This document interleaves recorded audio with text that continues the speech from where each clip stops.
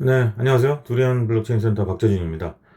오늘, 지금 다른 어떤 것보다, 제일 지금 핫하다기보다 난리가 났죠.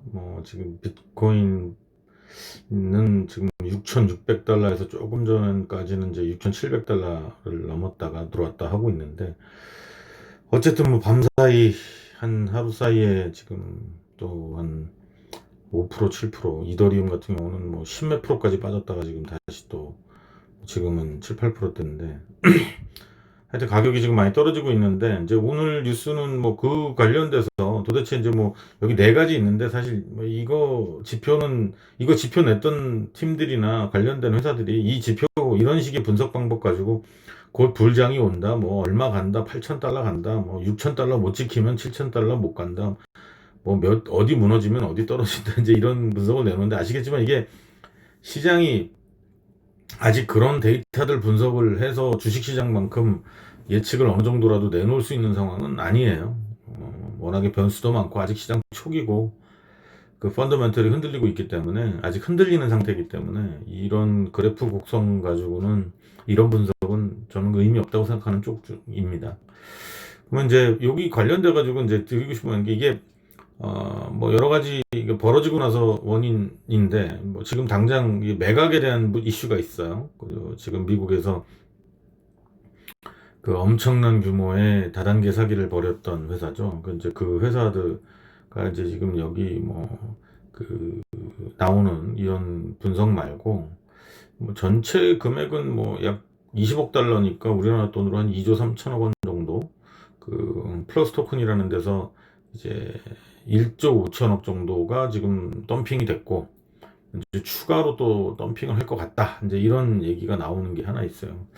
그러면 이제 아직 투자에 대해서 비트코인이나 이런 프로젝트 투자 뭐 지금은 이제 완전히 소강 상태긴 하지만 뭐 ICO 같은 프로젝트 투자라든지 뭐 기존의 비트코인 투자 좀 관심이 있기는 한데 도대체 이거는 또 뭐고 왜 다단계 코인이 이렇게 또 사기로 잡혔는데 그 영향은 왜 아직도 있는 건지 뭐 이런 이제 궁금증들이 있으실 것 같은데 일단 제가 생각할 때 이 비트코인 시장 그러니까 이제 암호화폐 비트코인으로 대변되는 암호화폐 시장의 가장 큰 문제는 우리나라를 포함해서 전 세계 다 마찬 비슷한 상황입니다. 그러니까 뭐 스위스나 일본은 조금 다른 상황을 만들고 있지만 이제 크게 다르지 않은데 이 거래소들이나 이 암호화폐 관련된 것들을 규제안으로 집어넣고 그 제대로 운영되게끔 하는 데에 가이드를 주지 않다 보니까 너무나 허술하고 불법적인 일들이 많이 일어나고 있습니다. 지금 뭐 업비트가 고발되기도 했고 업비트 고발된 사건도 지금 이제 구속되기도 하고 그러는데 지금 이 암호화폐를 누군가가 만들어서 팔거나 아니면 그걸 거래하는 과정에서 여러 가지 부정적인 행위들을 만들어내는 걸 정부가 이제 후발로, 그러니까 사후죠. 문제가 벌어지고 발생한 후에 지금 들어가서 범죄자를 잡는 것 외에는 딱히 이걸 몰수하거나 못하게 할 방법이 없다는 거예요. 그러니까, 왜냐면 이게 뭐 어떤 자산으로 아직 규정도 안 됐고, 자산으로 규정했을 경우, 또는 이걸 뭐 또는 통화에 준하는 어떤 가치 자산으로 명확하게 제도안으로 인정해버리면, 기존의 이제 체계의 영향이 너무 크다 보니까, 저 섣불리 어느 나라도 그걸 제대로 못하고 있습니다. 우리나라 지금 특검 나오는데 아직도 가상자산이라는 단어를 쓰고 있거든요. 그러니까 이렇게 되다 보니까 이렇게 다단계로 해서 뭐 1조, 2조 원대를 이런 엄청난 규모의 다단계 사기를 통한 비트코인도 그들이 그걸 가지고 범죄를 저지르고 나서 덤핑하고 팔고 하는데 물론 범죄자에 속하는 라인도 있을 테고 그렇지 않은 라인도 있겠지만 어마어마한 물량이 지금 풀리고 있는데 딱히 제지를 못하고 있다는 거죠. 그러니까 이런 일 때문에 물론 이거는 팔자가 많아지면 무조건 떨어집니다. 지금 이제 사람들이 이게 FUD라고 아시죠? FUD. 그러니까 이 공포와 두려움에 대한 공포와 불확실성 이런 것들로 인해서 벌어지는 이제 그런 것들이 심한 상황이다 보니까 무슨 근거가 있고 뉴스가 있고 어떤 뭐 논리적이거나 데이터에 근거한 하락이 아니기 때문에 조금 떨어지다가 오르지 않을까 하다가 자기가 이제 개인마다 다른 기준이지만 조금 더 심하게 떨어지기 시작하면 그냥 갖다 팔아버리는 이런 상황들이 아직도 반복되고 있어요. 근데 그러다 이제 이게 무슨 얘기냐면 이제 코인이 가치가 어느 정도 발현이 됐다라는 것 자체도 명확하지 않은 상태다 보니까 이런 해프닝들이 벌어지면 가격이 춤을 춥니다. 그러니까 지금 이 상황은 뭐 이런 뭐 그래프를 보고 얘기할 만한 상황은 아닌 것 같고, 지금 이런 뭐 이게 주 원인이다라고 볼 수도 또 없어요. 이걸 빌미로 또 작전을 하는 것들도 있고, 트레이더들은 어쨌든 이 트레이더 뭐 솔루션도 있고 사람이 하는 경우도 있는데, 이런 영역에서는 뭐 어떤 재료라도 활용할 수 있으면 하는 거니까 지금은 그런 시기입니다. 그러니까 뭐 떨어졌다고 해서 부정적으로 볼 것도 아니고, 어느 에서 어떤 불장을 예상한다고 해서 투자를 들어갈 만한 상황도 아닌 거죠. 지금은 그저 이제 뭐 전체 프로젝트를 좀 관망을 하시면서 뭐 장기적인 투자, 이렇게 6개월, 1년 이상 보는 투자일 경우에만 투자의 가치는 의미가 있다고 저는 생각을 하는 쪽이에요. 뭐 그렇다고 보면 지금 떨어졌을 때가 뭐 구매할 수 있는 시기이기도 하죠. 설사 여기서 그들이 말하는 것처럼 6,000달러 이하까지 떨어지더라도 궁극적으로는, 장기적으로는 가치 회복은 한다고 보는 거죠.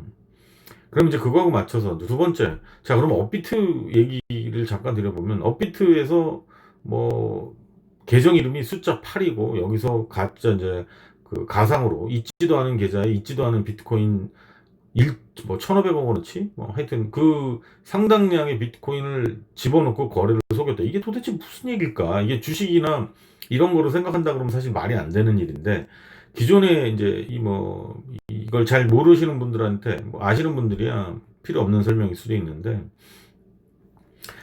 이런 겁니다. 그러니까 암호화폐를 이제 투자를 한 번이라도 거래소에서 거래를 해보신 분들은 아시겠지만, 이제 들어가면 뭐 계정 만들고 뭐 지갑 만들어요. 그 비트코인 지갑 만들고, 그리고 자기가 이제 이뭐 계좌 만들어서 거기다 돈 넣어서 이제 비트코인을 사는데, 자 그럼 비트코인 만약에 이제 뭐 지금 가격 뭐 800만 원이다 그러면 800만 원 주고 그 사요, 비트코인을. 비트코인 사는데 누군가는 팔아야 살 거 아닙니까? 근데 누군가를 팔아야 되는데, 이게 사람끼리의 거래가 아니라 지금 업비트에서 이제 고발당한 거는 그 지갑에 있지도 않은 비트코인을 숫자로만 저장해 놓고 비트코인 몇 개 있다고 그냥 임의로 넣어버린 거죠. 그리고 그거를 돈 받고 파는 거예요. 돈 받고 팔았는데 이 사람은 진짜 비트코인을 산 게 아니죠. 그냥 기록만 남은 거죠. 그러면 이제 이런 질문, 아니 내가 그걸 비트코인 사서 다른 지갑으로 보내거나 다른 거래소로 보낼 때는 어떻게 하느냐. 그러면 아시겠지만 그거는 이제 해서 보낸다고 하면 그때 여유 준비금이든 뭐든 해서 그 사람이 원하는 수량만큼 해서 보내줍니다. 그걸 안 보내주진 않아요. 근데 거기서 이제 그 거래소에서 투자를 계속 하시는 분은 있지도 않은 비트코인을 자기가 산 것으로 기록하고 계속 사고 팔아 하는 겁니다. 일종의 모의 투자 대회 같이 하는 거죠. 실제 자산은 없는 상태에서. 근데 여기서 이렇게만 하면 사실 큰 문제가 아닐 수도 있어요. 물론 그것도 잘못이지만. 근데 중요한 문제는 뭐냐? 그 안에 트레이더들이 붙어 있다는 거예요. 그래서 그 트레이더들이 앉아서 있지도 않은 비트코인 1,500원어치를 가지고 사람들한테 팔아놓고 가격을 올렸다 떨어뜨렸다를 계속 반복하면서 결국은 그 사람 주머니에, 투자한 사람들의 주머니에서 손해가 나고 1,500억을 실제 돈으로 채웠다는 거죠. 실제 비트코인으로.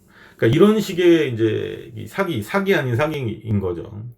그러니까 이거는 엄연히 잘못된 범죄고 문제되는 행위입니다.